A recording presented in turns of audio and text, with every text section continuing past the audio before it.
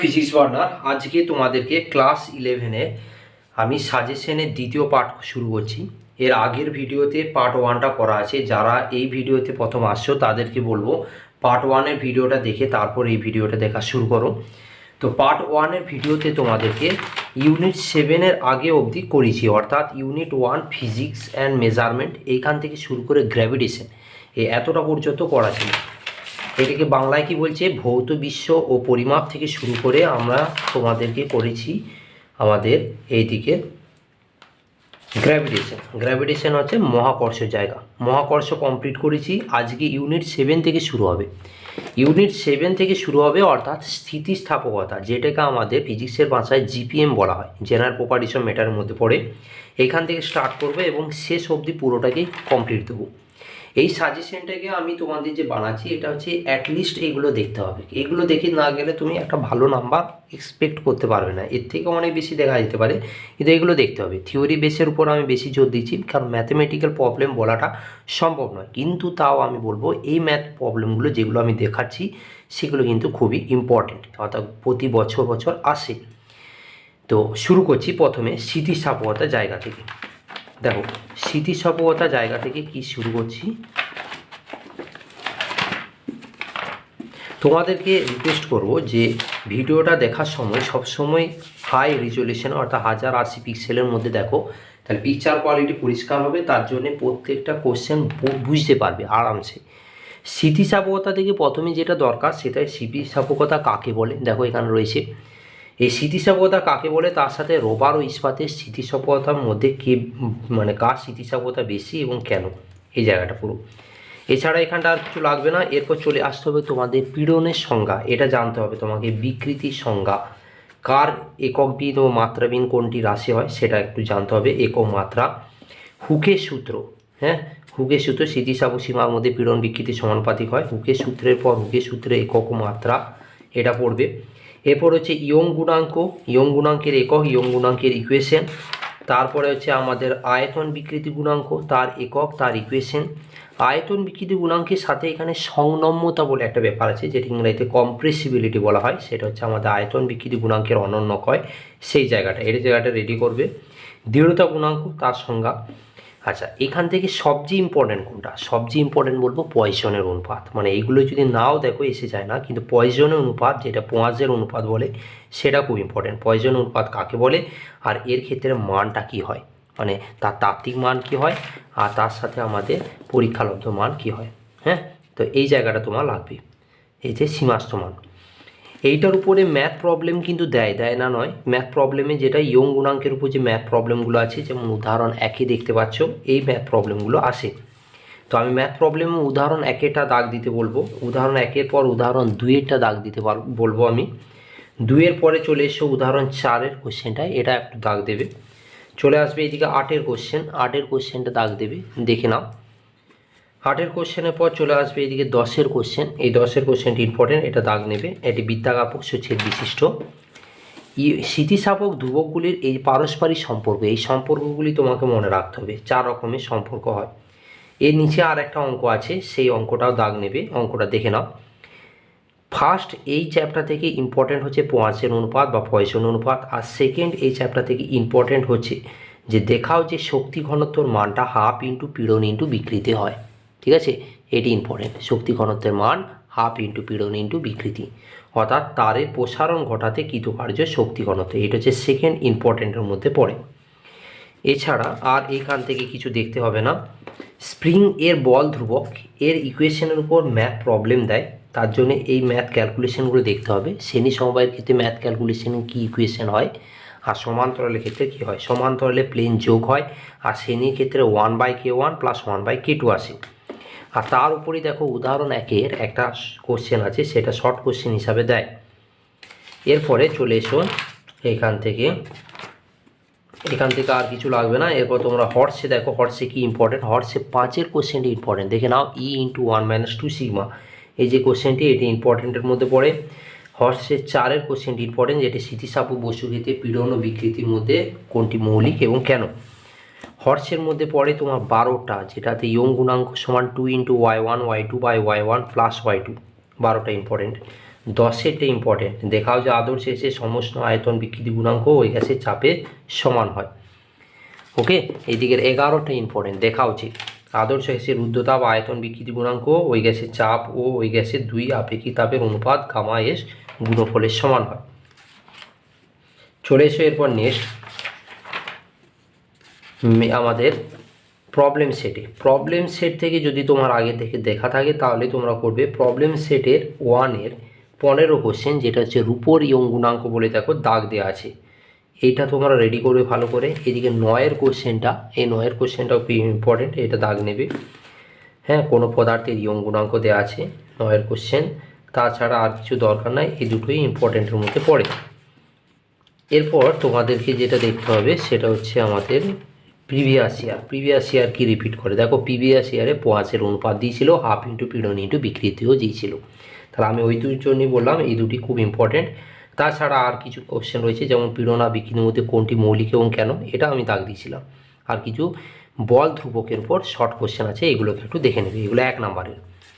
স্থিতিস্থাপকতা চ্যাপ্টারের পর হচ্ছে উদস্মৃতিবিদ্যা। উদস্মৃতিবিদ্যা পোর্শন থেকে কি কি ইম্পর্টেন্ট। উদস্মৃতিবিদ্যা পোর্শন থেকে প্রথমে আপেক্ষিক গুরুত্ব জায়গাটা ভালো করে পড়বে, অর্থাৎ আপেক্ষিক গুরুত্ব থিওরিটা। আপেক্ষিক গুরুত্ব থিওরির পর চলে এসো সোজা একদম আমাদের পড়বে তোমরা এরপরে জাস্ট পাস্কালের সূত্র। হ্যাঁ, পাস্কেলের সূত্র। তো এই পাস্কাল বা পাস্কেল যাই বলবে, পাস্কাল বলা হয় এটা ন্যাচারালভাবে। পাস্কেলের সূত্র বিবৃতি। পাস্কেলের সূত্রের বিবৃতি পর হাইড্রোলিক্সের সাহায্যে পাস্কেলের সূত্র থেকে ঘাত বৃদ্ধির নীতি। কি বলছে, পাস্কেলের সূত্র থেকে ঘাত বৃদ্ধির নীতিতে এই ঘাত বৃদ্ধির শক্তি সংরক্ষণটা, এটা ইম্পর্টেন্ট। ঠিক আছে, ঘাত বৃদ্ধিতে শক্তি সংরক্ষণ এটাকে ইম্পর্টেন্ট। আর তাছাড়া হাইড্রোলিক প্রেসকে ব্যবহার করে কিভাবে আমাদের হাইড্রোলিক প্রেসে শক্তি সংরক্ষণ কাজ করে, এই যে ক্যালকুলেশনটা, এটা রেডি করে নিতে হবে। এরপরে নেক্সট যেটা লাগবে তোমাদের সেটা হচ্ছে প্লবতা বল। প্লবতা বলের ক্ষেত্রে আমাদের তরলে নিমজ্জিত বস্তুর আপাত ওজন শূন্য কেন, ব্যাখ্যা করো, এই কোশ্চেনটি ইম্পর্টেন্ট। আর্কিমিডিসের নীতি এর বিবৃতি, এটাকে রেডি করবে, আর্কিমিডিসের নীতির বিবৃতি। নেক্সট চলে আসবে যে স্থির তরলে বস্তুর ভাসন ও নিমজ্জনের 3 রকমের শর্ত হয়, একটা W1 is greater than W2, equal W2 আর লেস দেন W2, তিনটে। ভাসমান বস্তুর কোনো আপাত ওজন নেই কেন, ব্যাখ্যা করো, এটা ইম্পর্টেন্ট কোশ্চেন। তারপরে এখানে চলে আসবে মেটা কেন্দ্র কাকে বলে, মেটা কেন্দ্র অবস্থান কোনটাকে বলা হয়। আচ্ছা, তাছাড়া লাস্ট যেটা লাগবে সেটা হচ্ছে আমাদের 1 কেজি তুলো এবং 1 কেজি লোহা অপেক্ষা কোনটা ভারী এবং কেন, ব্যাখ্যা করো, এই কোশ্চেনটা। এখান থেকে ম্যাথ প্রবলেম যদি দেখতে হয় তাহলে এই যে উদাহরণ 7-এ যে ম্যাথ প্রবলেমটা রয়েছে ভালো করে দেখে নাও। এই 7-এর ম্যাথ প্রবলেমটি ইম্পর্টেন্ট, দেখো আমি ভিভিআইপি করে রেখে দিয়েছি অলরেডি। 7-এর পরে এইদিকে যেটা দেখতে হবে সেটা হচ্ছে তৈলবিন্দুর অঙ্কটা, এটা আমরা প্রশ্ন বিচিত্রা থেকেও পেয়েছিলাম এই অঙ্কটা, এই তৈলবিন্দুর অঙ্ক যেটা 17-তে রয়েছে, এটা ইম্পর্টেন্ট। তাছাড়া 15 যে কোশ্চেনটা রয়েছে এটাও ইম্পর্টেন্ট আছে, কিন্তু 17 কোশ্চেনটা ভেরি ভেরি ইম্পর্টেন্ট। টরিসেলি পরীক্ষা থেকে সেইভাবে কিছু দেয় না, টরিসেলি পরীক্ষার ক্ষেত্রে মানগুলোকে একটু মনে রাখবে। হ্যাঁ, এইখান থেকে আর কিছু লাগবে না। এরপর হর্সের প্রশ্ন 5-এর কোশ্চেনটা দাগ দেবে, প্রশ্ন 5-এর পরে তোমরা দেখবে যেটা সেটা হচ্ছে 14 এর 1-এর যে কোশ্চেনটা রয়েছে এই কোশ্চেনটা ইম্পর্টেন্ট আছে। বরফ জলে ভাসে কেন, এটা আগে আসতো এখন আর আসে না। ব্যাস, এইখান থেকে আর কিছু দরকার নেই। নেক্সট এরপর তোমাকে যেটা দেখতে হবে সেটা হচ্ছে WBCHEC-তে কী রয়েছে সেটা একবার দেখে নাও। WBCHEC-তে পাস্কালের সূত্রের সাহায্যে হাইড্রোলিক্সের প্রেসের কার্যনীতি, ওইটি আমি ওই জন্য দাগ দিয়েছিলাম। উদাহরণ 7-এরটা দেখো আমি দাগ দিয়েছিলাম, এটাও ইম্পর্টেন্ট। এখানে প্লবতার উপর একটা ম্যাথ প্রবলেম দিয়েছিল, এটা একটু দেখে নেবে। পাস্কালের সূত্র থেকে ঘাত বৃদ্ধি, এটা আমি দাগ দিয়েছি, এটা ইম্পর্টেন্ট। আর দেখো তৈলবিন্দু নিয়ে আমি যে কোশ্চেনটা বললাম উদাহরণ 17-তে ছিল, এই কোশ্চেনটা এসেছিলো 17-তে, যেহেতু 17-তে এসেছিল তাহলে এইগুলো কিন্তু ইম্পর্টেন্টের মধ্যে পড়ছে। তাছাড়া দেখো মেটা কেন্দ্রের সংজ্ঞা বলেছিলাম, এটাও দিয়েছি 2019-এ, তাহলে এইগুলোকে কিন্তু তোমরা একবার দেখে নেবে।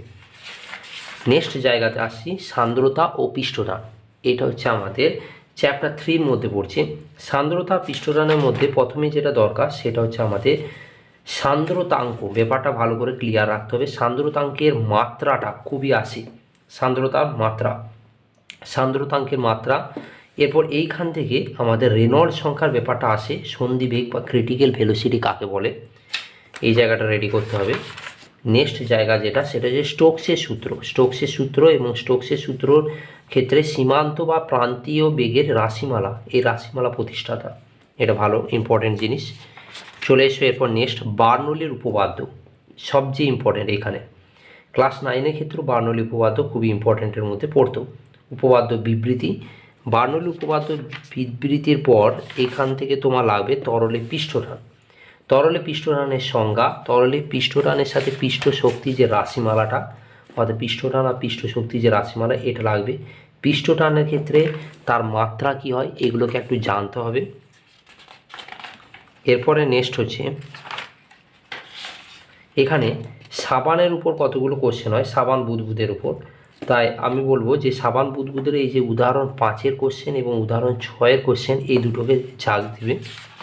এই দুটো দাগ দিয়ে পরে নেক্সট এরপর চলে আসবে যেটা, সেটা হচ্ছে তরল বিন্দু বা তরলে ফোঁটার অভ্যন্তরে অতিরিক্ত চাপ, এই যে রাশিমালাটা, এটা একটু রেডি করতেই হবে। এরপরে তোমার দরকার যেটা সেটা হচ্ছে কৈশিকতা ব্যাপারটা, এগুলো কিছু দরকার নয়। জুরিনের সূত্র বলে এখানে যে সূত্র আছে দেখো, হ্যাঁ তোমরা কি খুঁজে পেয়েছো এটা? হ্যাঁ এই তো দেখো জুরিনের সূত্র, এই জুরিনের সূত্রর বিবৃতি এখানে ইম্পর্টেন্ট, HR = কনস্ট্যান্ট হয়। এই জুরিনের সূত্রের বিবৃতিটিকে রেডি করে নিতে হবে। নেক্সট এরপরে যেটা দরকার সেটা হচ্ছে হর্সে 23-এর যে কোশ্চেনটা দেখতে পাচ্ছ, এটা ইম্পর্টেন্ট, এটাকে রেডি করবে। তোমাদেরকে বলবো বারবার যে ভিডিওটা দেখার সময় হাই রিজলিউশনে দেখো, তাহলে পিকচার কোয়ালিটি ভালো পাবে, পরিষ্কার বুঝতে পারবে। এবং নেক্সট দেখো, নেক্সট হচ্ছে আমাদের WBCHS কী দিয়েছিল দেখো, জুরিনের সূত্রের উপর একটা ক্যালকুলেশন দিয়েছিল। প্রথমে সাবানে বুদবুদের উপর অঙ্ক দিয়েছিল, আমি যেটা বললাম যে সাবানে বুদবুদের উপর দেয়। এছাড়া আমাদের আর একটা 2015-তে ম্যাথ প্রবলেম ছিল, ম্যাথ প্রবলেম দেখবে স্টোকসের সূত্রের উপর বিবৃতি ছিল, বার্নৌলি উপপাদ্য ছিল, একক ক্ষেত্রফলে পৃষ্ঠশক্তি আর পৃষ্ঠটানের মধ্যে সম্পর্ক যেটা আমি বললাম, সান্দ্রতাঙ্কের মাত্রা দেয়, সংকট বেগ এবং প্রান্ত বেগের মধ্যে পার্থক্য, স্পর্শ কোণ বলতে কী বোঝো, এইগুলোকে সমস্ত রেডি করে নাও। এইটিকে রেডি করে পরে নেক্সট চলে আসবে যেটা, সেটা হচ্ছে থার্মোমিথি। এই চ্যাপ্টারটা পড়া না পড়া একই, পরীক্ষায় কোশ্চেন করে না, তাই এই চ্যাপ্টারটাকে আমি স্কিপ করে দিলাম। এরপরে কঠিন ও তরল পদার্থের প্রসারণ, এই চ্যাপ্টারটাকে সম্বন্ধে বলবো। এই চ্যাপ্টারে α=β/2 γ/3, এই যে রিলেশনটা তোমরা ক্লাস 9-এ পড়েছিলে, ওই 9-এ নয় তোমরা 10-এ পড়েছিলে, তো সেই সম্পর্কটা প্রতিষ্ঠা করতে দেয় যে দেখাও যে α=β/2 γ/3। তো এই প্রমাণটা অর্থাৎ 3টি প্রসারণ গুণাঙ্কের মধ্যে যে সম্পর্ক রয়েছে এটা তোমাদের দেখাতে বলবে। এরপর তোমাদেরকে যেটা বলবে এখান থেকে সেটি হচ্ছে তরলের প্রসারণ, তরলের আপাত প্রসারণ আর প্রকৃত প্রসারণ বলতে কী বোঝে। এই জায়গাটা তোমার দরকার। তরলে আপাত প্রসারণ এবং প্রকৃত প্রসারণ গুণাঙ্কের মধ্যে সম্পর্ক সবচেয়ে ইম্পর্টেন্ট, ভেরি ভেরি ইম্পর্টেন্ট হিসেবে ধরা হয়, এটাকে রেডি করে নেবে। নেক্সট বলবো জলচর প্রাণীরা জীবনের উপর জলে ব্যতিক্রান্ত প্রসারণের প্রভাব, এটাকে রেডি করবে।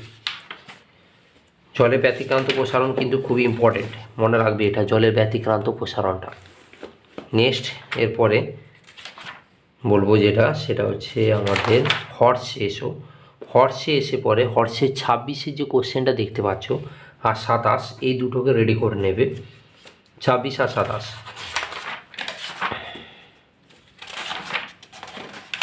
ব্যাস এইটুকুই তোমরা রেডি করবে। তোমরা দেখো WBCHS যদি দেখো তাহলে দেখো 19-এ α=β/2 γ/3 প্রমাণটা দিয়েছিল, যেটা আমি ইম্পর্টেন্ট বললাম মাত্র। এবং গ্যাসের প্রসারণ, এই চ্যাপ্টারটাও যদি তোমরা স্কিপ করে নাও কোনো অসুবিধা নাই, কারণ এই চ্যাপ্টার থেকে কোনো কোশ্চেন আসে না। সুতরাং আমি এই চ্যাপ্টারটাকে স্কিপ করে দিলাম, কারণ এত বেশি দেখে লাভ নেই, এগুলোতে সময় নষ্ট করা মানে ফালতু হবে। এরপরে তোমরা সোজা চলে যাও গলন, পুনঃশীলী ভবন, এই চ্যাপ্টারটাও স্কিপ করবে, যেটা অবস্থা পরিবর্তন বলা হচ্ছে। চ্যাপ্টারের নাম কি বলা হচ্ছে? অবস্থা পরিবর্তন। এই চ্যাপ্টারটাও একদম স্কিপ করবে। তারপরে তাপ সঞ্চালন বা ট্রান্সমিশন অফ হিট, এই চ্যাপ্টারটাতে চলে এসো, এখান থেকে অনেকগুলো কোশ্চেন আসে। এই ট্রান্সমিশনের এই জায়গাটাতে অর্থাৎ তাপ সঞ্চালনের জায়গাটাতে চলে আসবে সোজা একদম শেষ দিকে। সেখানে দেখো একটা ম্যাথ প্রবলেম রয়েছে, দেখতে পাচ্ছ কি উদাহরণ 11তে সমান পুরো সমান ক্ষেত্রফল বিশিষ্ট এই ম্যাথ প্রবলেমটিকে রেডি করবে।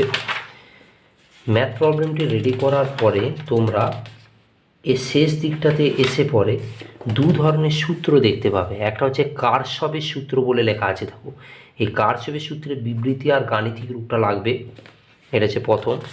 আর দ্বিতীয় দেখো স্টিফানের সূত্র আছে, স্টিফান আর বোলজম্যান, এই স্টিফানের সূত্র আর তার বিবৃতি, স্টিফান আর বোলজম্যানের সূত্র আর তার বিবৃতি। নিউটনের শীতলীকরণ ইম্পর্টেন্ট এবং তার ইকুয়েশন পুরোটা, স্টিফান বোলজম্যান সূত্র থেকে নিউটনের শীতলীকরণের সূত্রের প্রতিষ্ঠা, এটা ইম্পর্টেন্ট। আর লাস্ট হচ্ছে ভিনের সূত্র, ভিনের সূত্র আর ভিনের সূত্রের ইকুয়েশনটা অর্থাৎ গাণিতিক রূপ। ব্যাস এইটুকুই শুধু, সামনের আর কিচ্ছু দেখার দরকার নেই। এরপরে তাপ সঞ্চালন থেকে তোমরা WBCHESটা একবার রিভিশন করে নেবে। আশা করি WBCHESতে এই কোশ্চেনগুলোই রিপিট করেছে, তাও দেখিয়ে দিই তোমাদেরকে। দেখো WBCHESে তাপীয় রোধের ব্যাপারটা ছিল, কিন্তু 2015 অনেক পুরনো। স্টিফানের সূত্র দিয়েছিল, স্টিফান থেকে নিউটনের শীতলীকরণ দিয়েছিল, তাহলে এইগুলো তোমরা দেখে নিলে এখান থেকে ইম্পর্টেন্ট। ভিনের সূত্রের উপর ম্যাথ প্রবলেম দিয়েছিল। এরপরে চলে আসছি ইউনিট 8, যেটা হচ্ছে তাপ গতিবিদ্যা। এই চ্যাপ্টার থেকে অনেকগুলো কোশ্চেন করে, তো এই চ্যাপ্টার থেকে আমাকে রেডি করতে হবে কী কী সেটা আমি বলি। দেখো সবই করতে পারো, কিন্তু যেগুলো না করলেই নয় সেগুলো আমি কিন্তু বলছি আমি, যেগুলো না করলেই নয়। এখান থেকে প্রথম ইম্পর্টেন্ট সেটা হচ্ছে তাপ গতিবিদ্যা প্রথম সূত্রের বিবৃতি আর তার সাথে গাণিতিক রূপ, এটা জানতে হবে, নাহলে তোমার কিছুই করতে পারবে না এরকম ব্যাপারটা। এরপরে চলে আসবে যেটা, সেটা হচ্ছে গ্যাসের 2 মোলার আপিতাপের অন্তর্ফল, যেটা সিপি মাইনাস সিবি সমান ক্যাপিটাল আর ধরা হয়, আর গ্যাসের 2টি মোলার আপিতাপের অনুপাতের গুরুত্ব, এই জায়গাটা। এরপরে এখান থেকে ম্যাথ প্রবলেম দেখতে গেলে উদাহরণ 1 এবং উদাহরণ 3 খুব ইম্পর্টেন্ট, 1 আর 3 রেডি করবে। এইখান থেকে কোশ্চেন শুরু হলো, সেটা হচ্ছে সমষ্ণ প্রক্রিয়া। সমষ্ণ প্রক্রিয়া কাকে বলে, ঠিক আছে, সমষ্ণ প্রক্রিয়া কেন অতি মন্থর প্রক্রিয়া হিসেবে পরিচয় দেওয়া হয়, তার ইকুয়েশন এবং তার গ্রাফ। রুদ্ধতাপ প্রক্রিয়া কাকে বলা হয়, রুদ্ধতাপ প্রক্রিয়া অতি দ্রুত প্রক্রিয়া কেন বলা হয় এবং তার গ্রাফ। P(V⁴ সমান হচ্ছে কনস্ট্যান্ট, এই সমীকরণটি প্রমাণ, এই প্রমাণটি তোমাদেরকে দেয়, এই প্রমাণটিকে রেডি করে নিতে হবে। আচ্ছা, সমষ্ণ ও রুদ্ধতাপ লেখকদের মধ্যে কার নতি বেশি খাড়া হয় এবং কেন, তার ইকুয়েশনটা। এরপর নেক্সট দেখবে এখানে ম্যাথ প্রবলেম, এবং সেই ম্যাথ প্রবলেম উদাহরণ 5-এ যে ম্যাথ প্রবলেমটি রয়েছে সেটিকে দাগ না। ম্যাথ প্রবলেমটির পর চলে এসো নেক্সট, সেটা হচ্ছে আমাদের তাপগতিবিদ্যার দ্বিতীয় সূত্র, যেখানে ক্লসিয়াসের বিবৃতি এবং কেলভিন ও প্ল্যাঙ্কের বিবৃতি, এই জায়গাটা রেডি করতে হবে। এন্ট্রপি বলতে কি বোঝো, এন্ট্রপি ডিটেলস। এন্ট্রপি বলার পরে চলে আসবে নেক্সট কার্নোট ইঞ্জিন।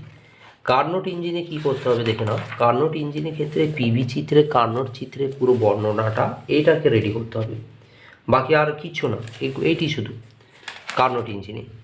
চলে এসো লাস্ট ম্যাথ প্রবলেমের দিকে। ম্যাথ প্রবলেমে উদাহরণ 8 এবং উদাহরণ 7, এই দুটো যে কোশ্চেন দেখতে পাচ্ছ, একটা 7-এ দেখো আর একটা 8-এ, এই দুটো কোশ্চেন তোমাকে রেডি করতে হবে। এই দুটো কোশ্চেনের পর দেখো উদাহরণ 15 দেখতে পাচ্ছ, এটাকে রেডি করো। উদাহরণ 15 পর উদাহরণ 18 দেখছো, এটাকে রেডি করো। উদাহরণ 18 বলা আছে, উদাহরণ 18 পরে আর এই দিক থেকে কিছু নয়।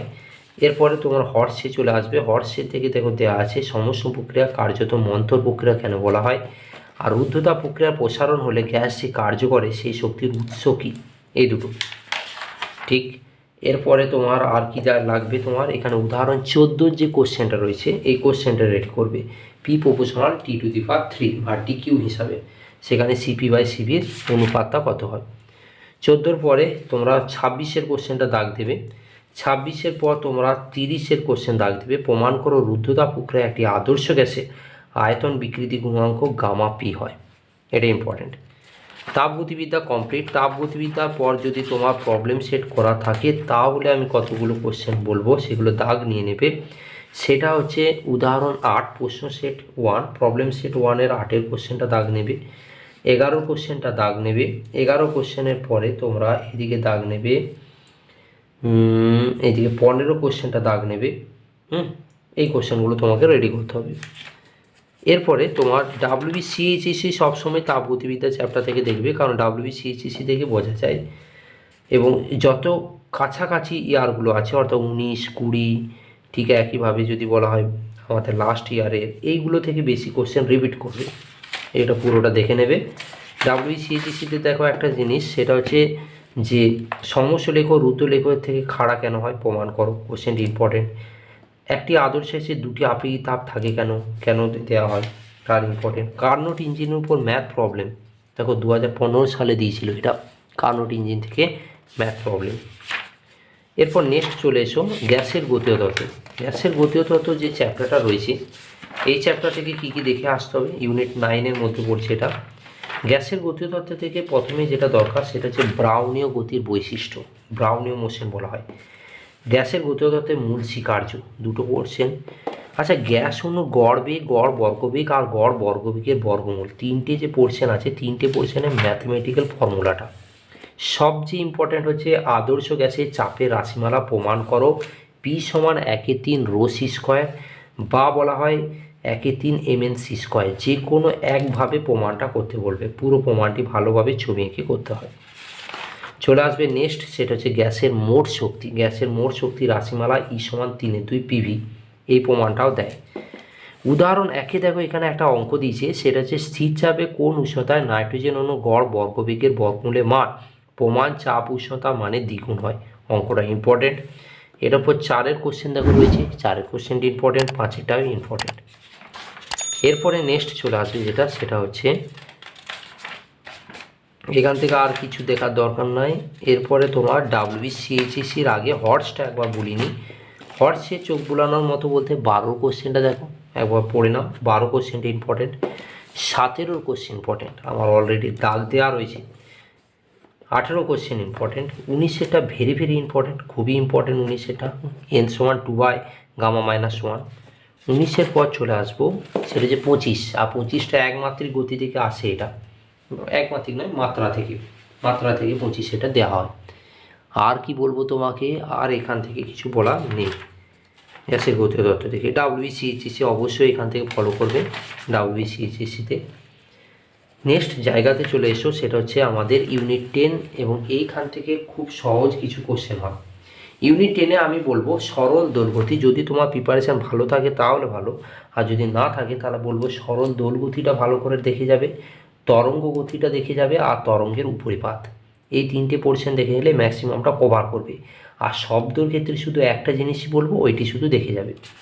তো সরল দোলগতিটা দিয়ে প্রথমে শুরু করছি, যদি থিওরি পড়া থাকে অবশ্যই থিওরিটা পড়ে নেবে। সরল দোলগতির ক্ষেত্রে প্রথমে যে এই যে ইকুয়েশনটা, সরল দোলগতির সাধারণ সমীকরণ, এই ইকুয়েশনটা লাগে, যেখানে a সমান -ω²x হয়। সরল দোলগতির অবকল সমীকরণ এটা আসে, হ্যাঁ, সাম্যাবস্থানের সরল নির্দেশক সাধারণ সমীকরণটা কি, এটা লাগবে। নেক্সট জায়গা কোনখানটাতে, অর্থাৎ সরণ বেগ আর ত্বরণের রেসপেক্টে তার গ্রাফ, সাম্যাবস্থানে তার সরণ কী হয়, সাম্যাবস্থানের পর আমাদের প্রান্তবিন্দুতে তার সরণ কী হয়, তার বেগ কী হয়, তার ত্বরণ কী হয়, প্রত্যেকটা এতে গ্রাফটা রেডি করা আছে। এইখান থেকে ম্যাথ প্রবলেম খুব বেশি আসে, ওই জন্য ম্যাথ প্রবলেমটার জন্য তোমাকে থিওরি ভালোভাবে পড়তে হবে। এই ম্যাথ প্রবলেমের সর্বোচ্চ বেগ, সর্বোচ্চ ত্বরণ, আচ্ছা x সমান 4 সেন্টিমিটার দূরত্বে তার বেগ কত হবে, এই ম্যাথ প্রবলেমগুলো, যেখানে উদাহরণ 1-এরটা দাগ দেবে, 2-এরটা দাগ নেবে, উদাহরণ 3-এরটা দাগ নেবে, 1 2 3 হলো। 1 2 3-এর পরে তোমরা চলে এসো, সেটা হচ্ছে আমাদের 7-এর কোশ্চেনটা, উদাহরণ 7 তোমরা দাগ নেবে। 7-এর কোশ্চেনটা খুব ইম্পর্টেন্ট, ধরো 6টা কোশ্চেন দিল আর একটি হাফ মার্কস করে, তাহলে ওইখান থেকে 3 নাম্বার চলে আসবে। 11 কোশ্চেন, 11 কোশ্চেনের পর 12 কোশ্চেনটা দেখে নাও, 12টা এটা ইম্পর্টেন্ট। 12-র পরে তোমরা দেখবে যেটা, সেটা হচ্ছে 15 কোশ্চেন, খুব ইম্পর্টেন্ট, হ্যাঁ, এইগুলোর জন্য ম্যাথমেটিক্স দরকার। 15 পর 16, 16-র পরে দিকে 18 কোশ্চেনটা দেখো, এটাও ইম্পর্টেন্ট। এরপরে তোমাদেরকে বলবো যে এই কোশ্চেনটা রয়েছে দেখতে পেয়েছো, এই ম্যাথমেটিক্সে দুটি সরল সুসামঞ্জস্য, এই কোশ্চেনটি ইম্পর্টেন্ট।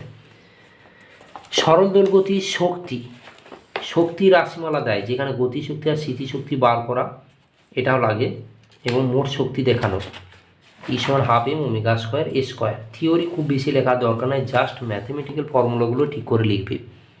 এরপর এই যে উদাহরণ একটা রয়েছে, এটা ইম্পর্টেন্ট। উদাহরণ 1-এর পর তোমরা এদিকে চলে এসো, এখানে আর কিছু দরকার নেই।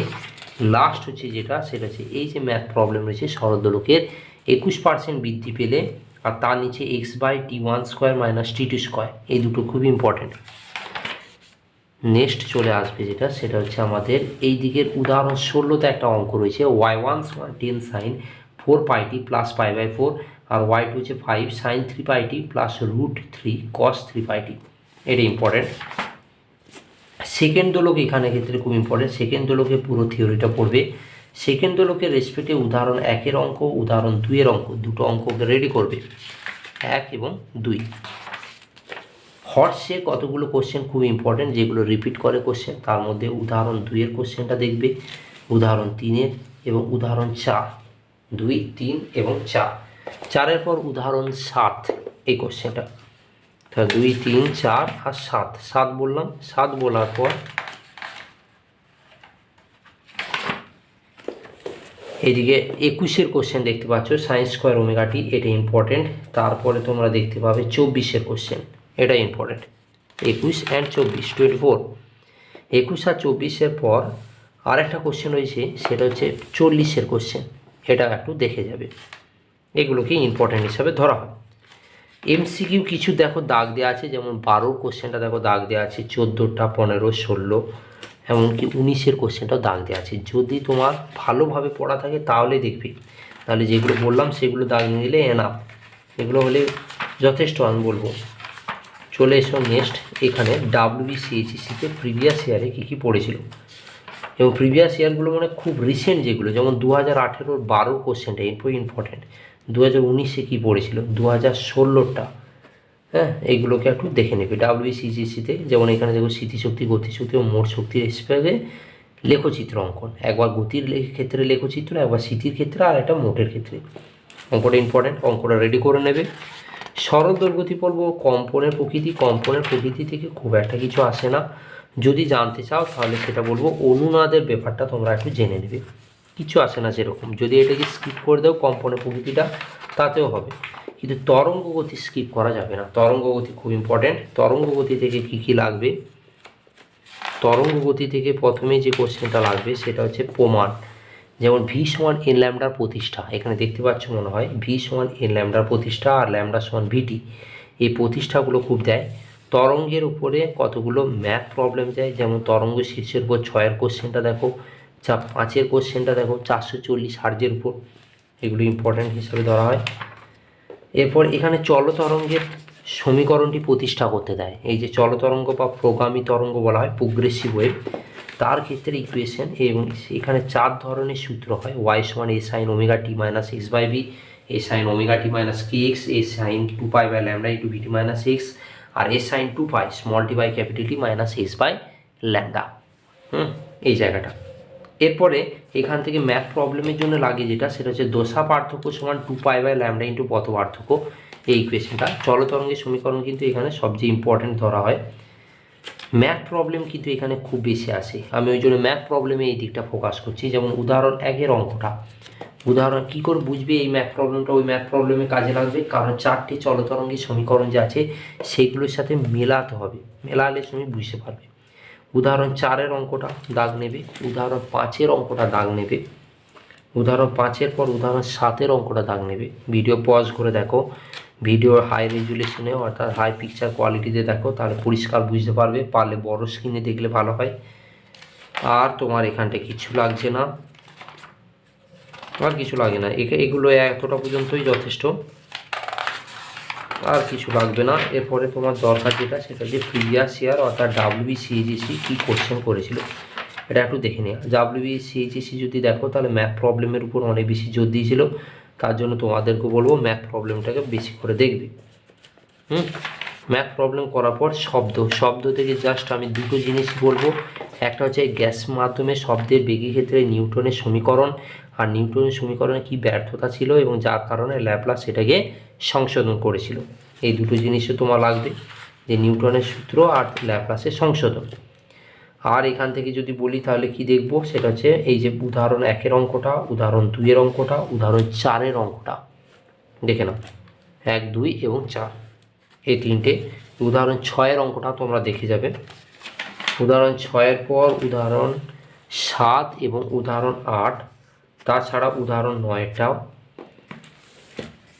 শব্দের ক্ষেত্রে বলছি আমি, আর থিওরি কিন্তু ওইটাই, যেটা হচ্ছে নিউটনের সমীকরণ আর ল্যাপ্লাসের সংশোধন। আর এখান থেকে এইগুলো দাগ দেওয়া ছিল ঠিকই, কিন্তু এগুলো লাগে না। শব্দের পর তরঙ্গের উপরিপাত সবচেয়ে ইম্পর্টেন্ট এই চ্যাপ্টারের মধ্যে ধরা হয়, মানে এই যে ইউনিটটার মধ্যে।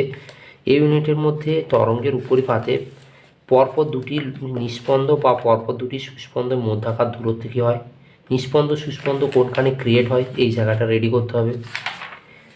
এরপরে তোমার দরকার যেটা স্থানু তরঙ্গের গাণিতিক বৈশিষ্ট্য বা গাণিতিক প্রকাশ, এটা লাগে পরীক্ষাতে। স্থানু তরঙ্গের পরে লাগবে যেটা, এটা যেমন ম্যাথ প্রবলেম উদাহরণ 4-এর কোশ্চেনটা, এটা লাগে।